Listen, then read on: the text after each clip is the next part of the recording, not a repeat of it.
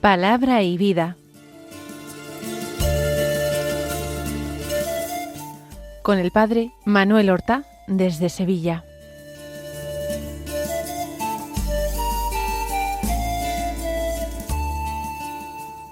En el nombre del Padre, y del Hijo, y del Espíritu Santo.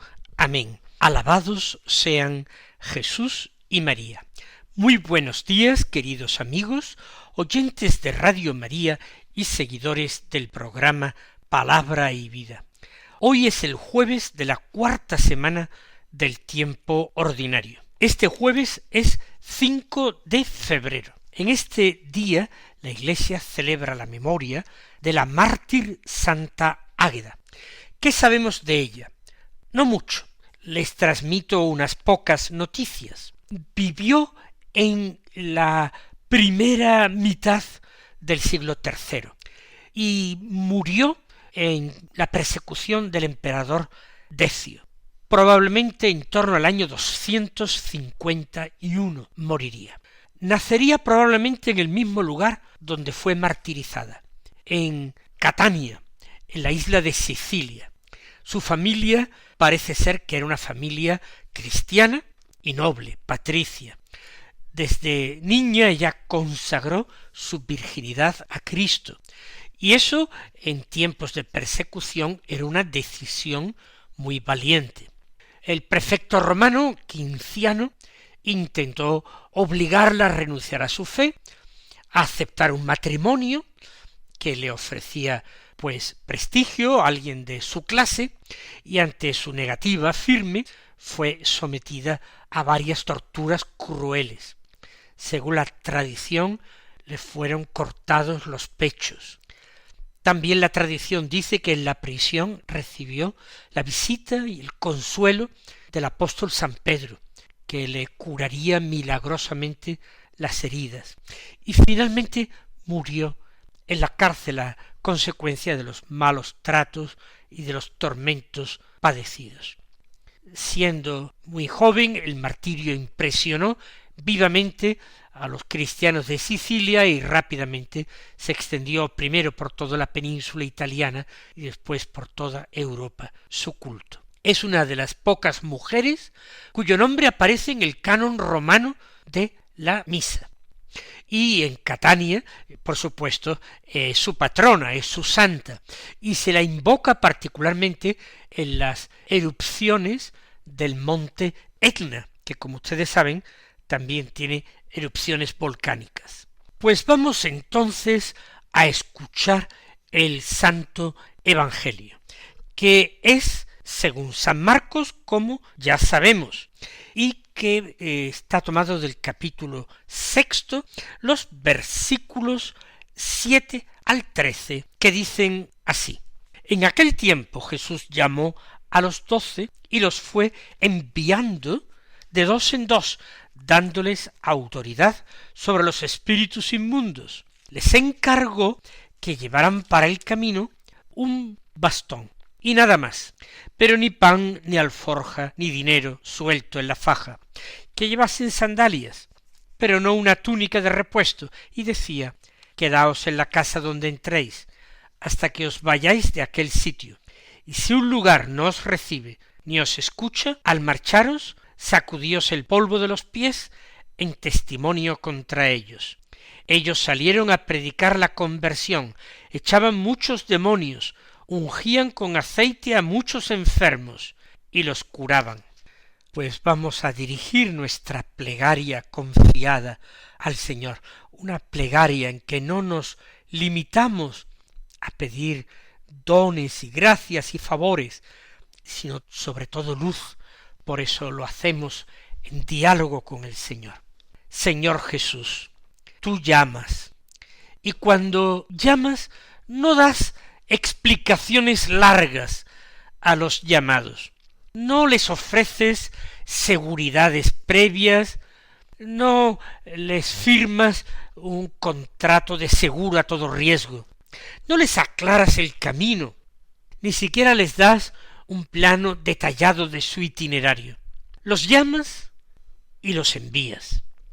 En el Evangelio hemos escuchado hoy cómo a esos 12 llamados, a los apóstoles, los enviaste de dos en dos, y lo hiciste así porque nadie puede ser enviado en la Iglesia, en una soledad absoluta, porque la misión no es tarea de un francotirador, no es un gesto individualista. El envío nace siempre de una comunidad, aunque sea una mínima comunidad, aunque sea muy frágil, aunque sean solo 2 personas que la representen. Sí, Señor, para ti ya 2 es una comunidad, es la semilla de la Iglesia, el germen. 2 implica ya una presencia mutua del uno al otro, una presencia compartida. Y por eso, en otro lugar del Evangelio, en el capítulo 18 de San Mateo, dijiste: donde 2 o 3 están reunidos en mi nombre, allí estoy yo en medio de ellos. No envías nunca, oh Jesús, sin quedarte tú en medio de los enviados. Todo enviado, incluso el apóstol más famoso, el santo misionero más conocido, siempre ha tenido colaboradores cerca o lejos, que le permitían partir, de quienes recibía ayuda y aliento. Sí, Señor, al contemplar este Evangelio, no me detengo solamente en el movimiento exterior, en si caminaron mucho o poco, si les dio tiempo a visitar muchos o pocos pueblos. Me fijo más en el estilo del envío. Tú, Señor, no sólo los envías, sino que revelas cómo quieres que sea el enviado, porque su presentación, su sola persona, atravesando los pueblos, tiene que ser ya una predicación del reino. En primer lugar, los envías pobres, y no porque tú desprecies lo humano, lo necesario para vivir, sino para que nada les impida o les enfríe una confianza absoluta y total en tu palabra. Por eso los envías sin pan de reserva, sin alforja, sin dinero suelto. ¿Para qué? Para que aprendamos que la misión no se sostiene con cálculos, con previsiones, con seguridades mundanas.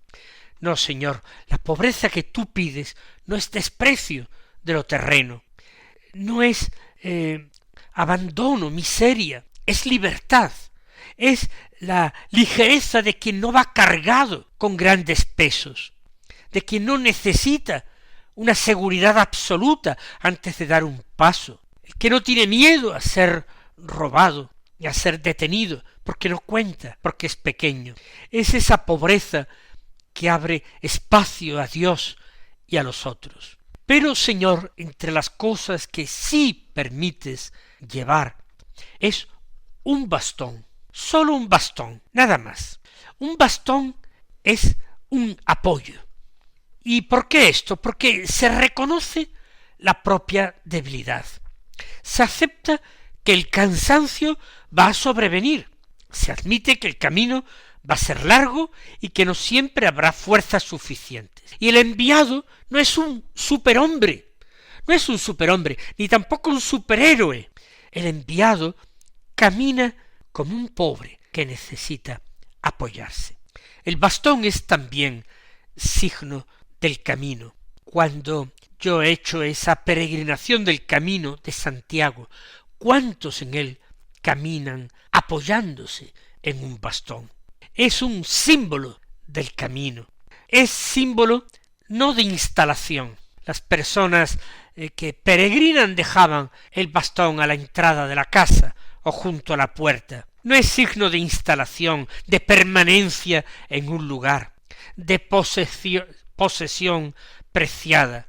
El discípulo es alguien que pasa siempre, que no se detiene demasiado en un lugar, atraviesa por allí, no se queda definitivamente, porque su lugar verdadero está allí donde tú lo llevas, está en ti, que eres no sólo quien envía, sino que tú mismo eres la meta y el camino. Lo dijiste, Señor, que eras el camino y la verdad y la vida. Por otra parte, Señor, el bastón no supone aquí un signo de poder, como los cetros que empuñaban los reyes y grandes de este mundo. Quizás sea signo de una autoridad, pero de una autoridad distinta. No es un arma, no es un bastón para golpear, para dominar, no es el símbolo del poder. Aunque sí, Señor, tú invistes a tus enviados con una autoridad que viene de ti, una autoridad para orientar, para sostener, para sanar.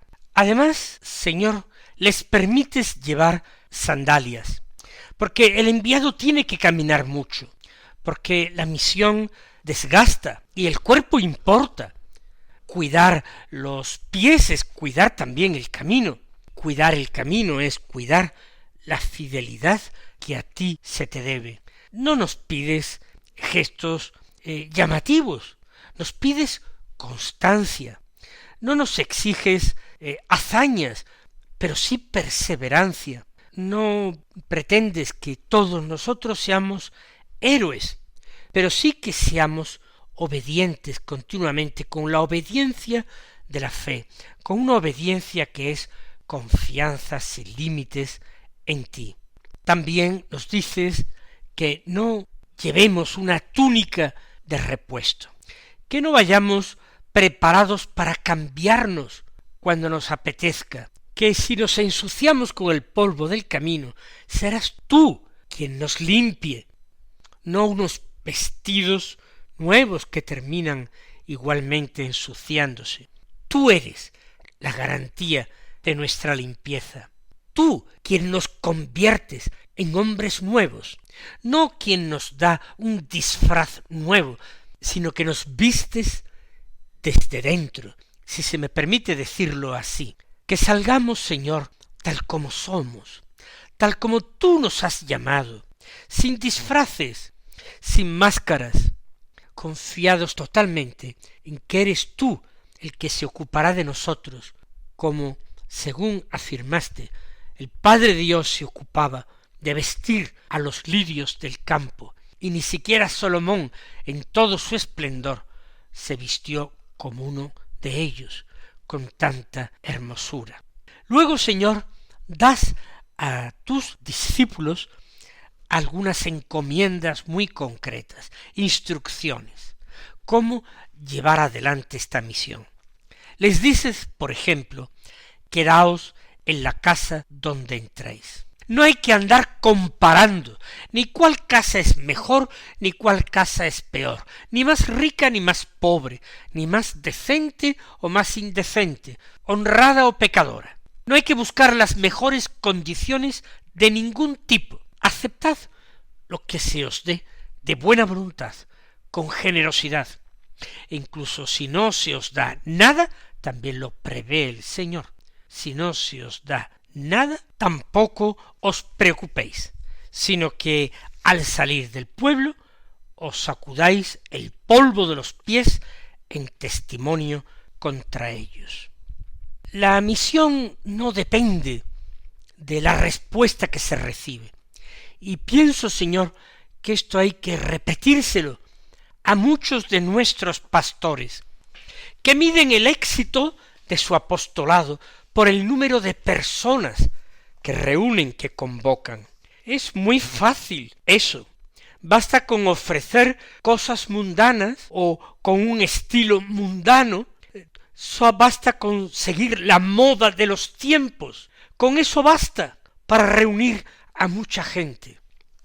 Y sin embargo, Señor, tú que eras el mejor predicador, te quedaste solo y moriste en tan gran soledad en la cruz. No, Señor, no tiene que ponerse el pastor muy triste y deprimido porque haya convocado, por ejemplo, unas charlas cuaresmales en su parroquia, y cuando llegue el momento solamente se presentan 3 personas a escucharla. Tiene que mantener la misma alegría y la misma esperanza Es que eso no depende de él.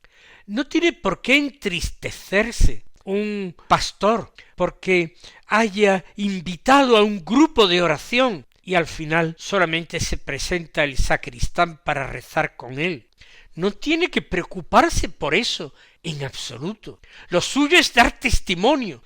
Lo suyo es ofrecer un camino que lleva a Jesús, ya sean charlas cuaresmales, ya sea un grupo de oración, ya sea una buena predicación, ya sea un tiempo de confesonario para dar posibilidad a sus fieles. Y si no viene nadie a confesarse, no pasa absolutamente nada. No tiene que haber ningún motivo para la despresión y decir no lo estoy haciendo bien. Que no, la misión no se apoya en la respuesta recibida, sino en la fidelidad al envío, a este Señor que nos traes en el Evangelio de hoy. Repito, Señor, yo creo que atraer a los hombres es fácil si se utiliza el cebo adecuado, si se utilizan las modas mundanas, pero que no es eso el verdadero apostolado, ni su éxito se mide por el número de personas que acuden a ese encuentro, a esa convocatoria. No, no es el número, sino que el fruto es imposible medirlo, es el número de almas que se convierten al Señor gracias a esa palabra, a esa predicación o a esa iniciativa del pastor. Ellos, Jesús, salieron. Eso es lo decisivo, sin temor al rechazo de la gente, sin temor al desprecio, con total libertad interior. Porque ese miedo al rechazo o al desprecio no puede convertirse en una carga que nos bloquee, ni tampoco en un resentimiento contra quienes no nos secundan o a quienes nosotros no les gustamos. No, no vivimos de la aprobación de las gentes. Vivimos de la obediencia a Cristo, de la obediencia a su palabra. Su palabra es a veces exigente y dura para los oídos de hoy, acostumbrados a blanduras. Salieron sin saber totalmente a qué se iban a enfrentar, sin garantías, sin seguridades. Salieron a anunciar la conversión, no a anunciarse ellos mismos y a tener no sé cuántos seguidores y no sé cuántos me gusta. Salieron a liberar, a ungir, a curar, no porque se sintieran capaces, sino porque tú los habías enviado con toda la limitación que ellos tenían, Señor Jesús. Este Evangelio nos recuerda que la fecundidad no nace de los medios, sino del mismo envío, que la fuerza no está en lo que nosotros llevamos con nosotros, en los medios de los que queremos disponer, a veces medios extraordinariamente caros, y todo lo achacamos a esa falta de medios. ¡Qué gran mentira! ¡Qué gran error! ¡Qué gran engaño del enemigo! Que no, que la fuerza está en ti, Jesús, que la fuerza está en ti, y no en lo que llevamos, no en lo que manejamos, no en aquello de que disponemos, que la misión no se apoya en las riquezas humanas, ni siquiera intelectuales. La misión se apoya, lo digo una vez más, Señor, en la fidelidad a ti.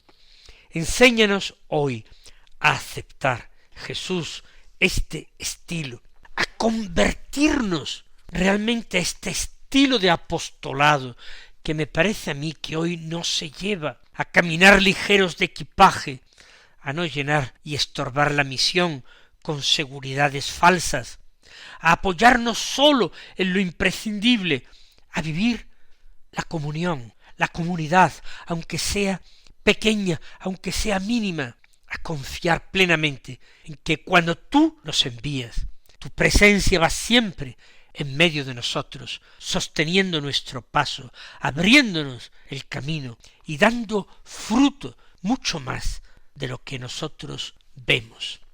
Así sea, Señor.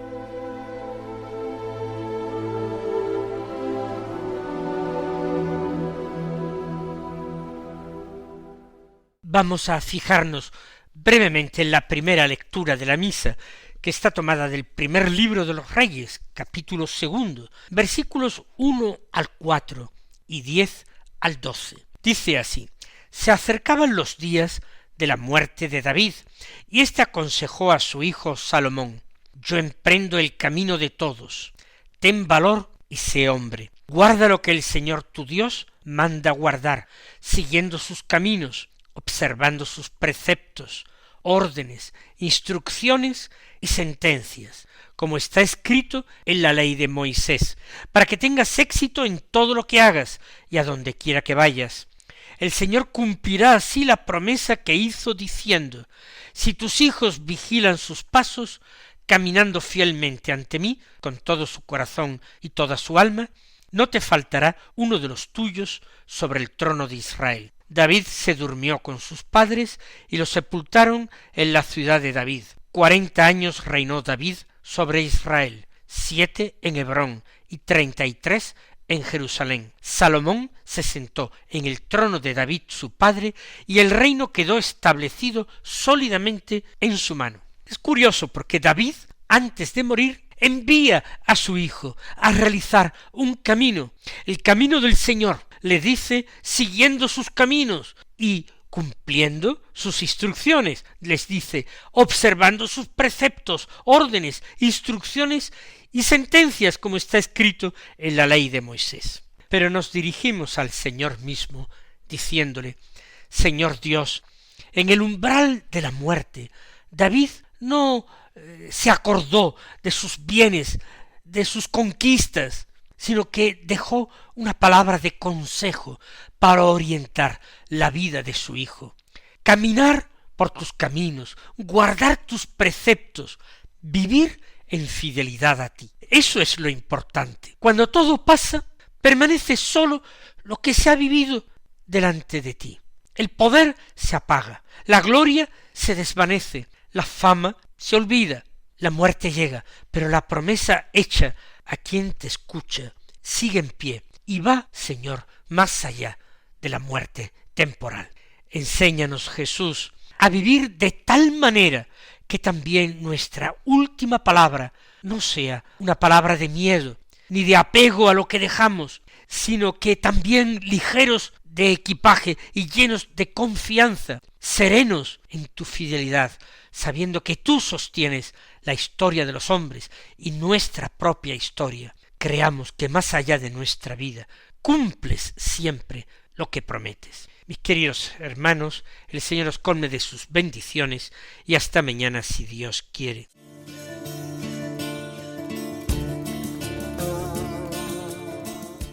Han escuchado en Radio María Palabra y Vida, un programa que dirige el Padre Manuel Horta.